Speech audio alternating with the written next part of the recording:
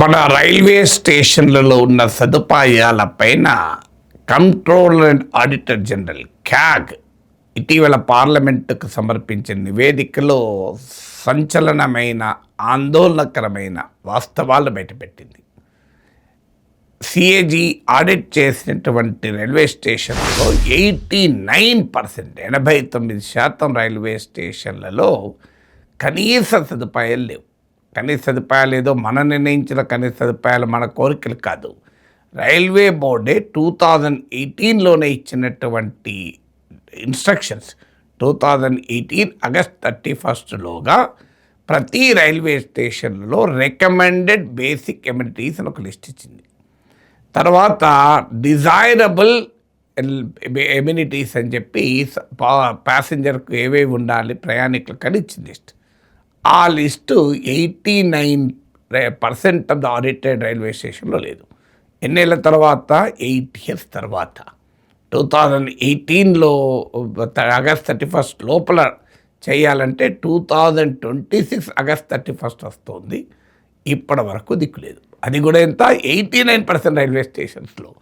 మీకు ఇందులో మామూలుగా కాదు, New Delhi railway station, Bombay central, Chhatrapati Shivaji terminus, Howrah station, ఇలాంటి చాలా ప్రఖ్యాతమైనటువంటి రైల్వే స్టేషన్లలో కూడా ఇదే పరిస్థితి అని చెప్తున్నారు. లోనావాల్ స్టేషన్, ఇలా చెప్పుకుంటూ పోతే చాలా పాపులర్ రైల్వే స్టేషన్లు కూడా.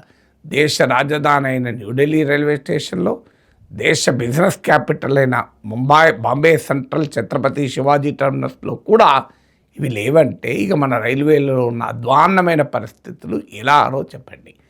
ఇది కంట్రోల్ అండ్ ఆడిటర్ జనరల్ నివేదిక. మళ్ళీ చెప్తున్నాను, ఇదేదో ప్రతిపక్ష నాయకుడు రేజ్ చేసినటువంటి నివేదిక కాదు. అర్బన్ నక్సలైట్లో, దిమాగి నక్సల్స్ రేజ్ చేసినటువంటి అంశం అసలే కాదు. ఇది ఏకంగా క్యాగ్ నివేదిక. అది కూడా ప్రభుత్వమే పార్లమెంటుకు సమర్పించిన నివేదిక. ఇదేదో బయటకు వచ్చింది కూడా కాదు, లీక్ అయింది కూడా కాదు. Officially submitted to the parliament. So మీరు, మనకు తెలుసు, ప్రధానమంత్రి చాలా ఏళ్ళ క్రితమే ఒక రైల్వే స్టేషన్కి వెళ్ళి రైల్వే స్టేషన్ ఎయిర్పోర్ట్ లాగా ఎందుకు ఉండకూడదు అన్నాడు. నిజంగా చాలా ఆనందం వేసింది. ఇదయ్యా ఆస్పిరేషనల్ ప్రైమ్ మినిస్టర్ అంటే. అందుకే ప్రధానమంత్రి పేరు ఏంటంటే ఆస్పిరేషనల్ ఇండియన్. మరి ఆస్పిరేషనల్ ఇండియన్ అంటే రైల్వే స్టేషన్ ఎయిర్పోర్ట్ లాగా ఎందుకు ఉండకూడదని. ఆ తర్వాత అనేక రైల్వే స్టేషన్లను ఆధునీకరించడము, అప్గ్రేడ్ చేయడం కూడా మొదలుపెట్టారు. ఇంక్లూడింగ్ మన సికింద్రాబాద్ రైల్వే స్టేషన్ కూడా.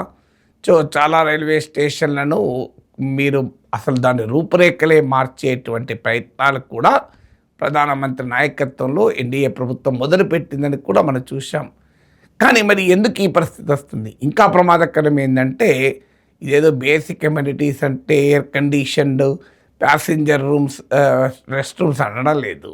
ఎంత హారిబుల్ అంటే, మీకు అనేక రైల్వే స్టేషన్లలో డ్రింకింగ్ వాటర్ ఫెసిలిటీ లేదని, అందులో డ్రింకింగ్ వాటర్లో ఈకోలి అనే ప్రమాదకరమైన ఫీకల్ మ్యాటర్తో కంటామినేట్ అయిన వాటర్ ఉంది అని. ఇది తాగటానికి హ్యూమన్ కన్జంప్షన్కు ఎట్టి పరిస్థితుల్లో ఎలుడు కాదు. ఈకోలి బ్యాక్టీరియా కలిగినటువంటి వాటర్ తాగితే మీకు మామూలు రోగాలు రావు. డయేరియా నుంచి మొదలుకొని మీకు చాలా ప్రమాదకరమైనటువంటి వ్యాధులు వస్తాయి. మరి ఇది ఇక్కడ ఇంక్లూడింగ్ మన హైదరాబాద్ రైల్వే స్టేషన్ కూడా ఉంది ఇందులో. సో దేశంలో మీకు అనేక రైల్వే స్టేషన్లలో ఇదే పరిస్థితి. అసలు డ్రింకింగ్ వాటర్ ఫెసిలిటీ లేదు, మీకు లాట్రిన్స్ లేవు, మీకు యూరినల్ టాయిలెట్స్ లేవు సఫిషియెంట్గా. ఏమడుగుతున్నారు? స్వచ్ఛ భారత్ కింద మనం అందరము సెస్సులు కట్టి ఎన్నేళ్ళైంది. సో స్వచ్ఛ భారత్ కింద సెస్సులోమో కడుతున్నారు. కానీ రైల్వే స్టేషన్ లాంటి పబ్లిక్ ఇన్ఫ్రాస్ట్రక్చర్లో టాయిలెట్స్ లేక, లాట్రిన్స్ లేక, వాష్రూమ్స్ లేక, డ్రింకింగ్ వాటర్ ఫెసిలిటీస్ లేక, అది కూడా మామూలు కాదు. మీకు 40 to 80% రైల్వే స్టేషన్లో లేదని ఆడిటెడ్ రైల్వే స్టేషన్లో కాగ్ నివేదిక చెప్తోంది. సో ఇక్కడ ఎంత సీవియర్గా ప్రాబ్లం ఉందో కాదు, ఏదో నెగ్లిజిబుల్ నెంబర్ ఆఫ్ రైల్వే స్టేషన్లో లేదంటే అర్థం చేసుకోవచ్చు. ఆఖరికి సీటింగ్ ఫెసిలిటీ లేదు, నిలబడి ఉండాల్సిందే. ప్రయాణికులకు సరిపోయేంది సీటింగ్ ఫెసిలిటీ లేదు. డ్రింకింగ్ వాటరే లేకపోతే, వాష్రూమ్లు లేకపోతే ఇక సీటింగ్ ఫెసిలిటీస్ ఉంటాయని అనుకుంటే కూడా అది ఇక ఆశ్చర్యమేగా. సో మరి ఏది కోరుకుంటున్నాం మీరు? ఎయిర్‌పోర్ట్‌లో ఇలా ఉంటాయా? ఎయిర్‌పోర్ట్‌లో వాష్‌రూమ్స్ ఎంత నీట్‌గా ఉంటాయో చూడండి. ఎయిర్‌పోర్ట్‌లో మీకు సీటింగ్ ఫెసిలిటీస్ ఉంటాయా లేవా చూడండి. అంటే ఎయిర్‌పోర్ట్‌లో వెళ్ళేవారు ఎలీట్ ఇండియన్ కదా! రిచ్ ఇండియన్ కదా! సో రిచ్ ఇండియన్‌కి ఆల్వేస్ మన దేశంలో స్పెషల్ ప్రివిలేజ్ ఉంటది. మరి అదే మిడిల్ క్లాస్ ఇండియన్ రైల్వేలో పోతాడు. సామాన్యుడు పోతాడు. ఒకవైపేమో మనం వందే భారత్ అని అత్యాధునికమైనటువంటి ఎయిర్ కండిషన్డ్ కోచెస్ కలిగినటువంటి చాలా చేస్తున్నాం. బుల్లెట్ ట్రైన్ 1,00,000 కోట్లపై ఖర్చుతో బాంబే టు అహ్మదాబాద్ బుల్లెట్ ట్రైన్లు తయారు చేసుకుంటున్నాం. కానీ ఇప్పటికీ దేశం మొత్తం మీద కవచ్ లాంటి సేఫ్టీ సిస్టమ్స్ అందుబాటులో లేక చాలా చోట్ల యాక్సిడెంట్లను ఆపలేకపోతున్నాం. సో సేఫ్టీ ఇది ప్రియారిటీ కాకుంటే, ప్యాసింజర్ ఎమినిటీ ప్రియారిటీ కాకుంటే మనం ఏది ప్రియారిటీగా ఉండాలి? అంటే బుల్లెట్ ట్రైన్లు వందే భారత్లో పోయే ప్రయాణికులేనా? నేను ఇప్పుడే కాదు 5 ఇయర్స్ క్రితం గోదావరి ఎక్స్‌ప్రెస్‌లో విశాఖపట్నం పోతూ అనుభవించిన దాన్ని ట్వీట్ చేస్తే కొన్ని వేల మంది రియాక్ట్ అయ్యి ఆఖరికి అశ్విని వైష్ణవ్ కూడా ఇంటర్ఫియర్ అయ్యాడు. అది కూడా థర్డ్ ఏసీ కంపార్ట్మెంట్లో వాష్రూమ్స్ గురించి ట్వీట్ చేసి ఇదేనా స్వచ్ఛ భారత్, దీని కొరకైనా మేము స్వచ్ఛ భారత్ సెస్ కడుతున్నాం, అసలు భరించలేని స్మెల్ వస్తుంది ఈ వాష్రూమ్స్లలో ఏంటి అని పెడితే అసలు మామూలు రెస్పాన్స్ రాలేదు.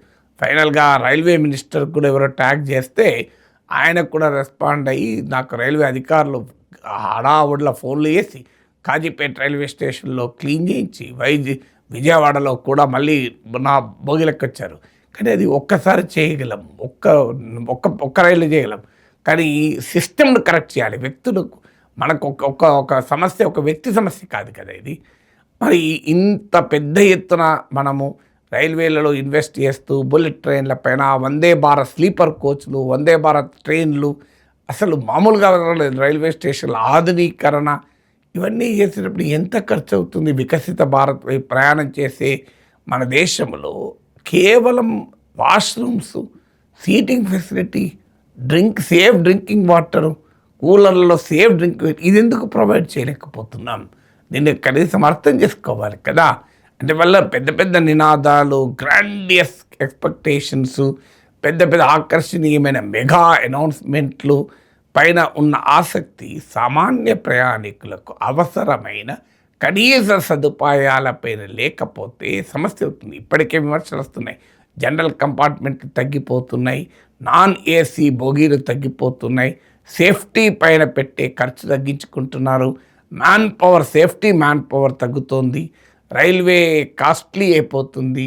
ఇలాంటి అనేక రకాలైనటువంటి విమర్శలు వస్తున్న సమయంలో కనీస సదుపాయాలు లేకుండా రైల్వే స్టేషన్ల ఆధునీకరణ సాధ్యమవుతుందా? మోడర్నైజేషన్ సాధ్యమవుతుందా? అందువల్ల ఒక్కసారి ఆలోచించాలి ప్రభుత్వాలు కూడా.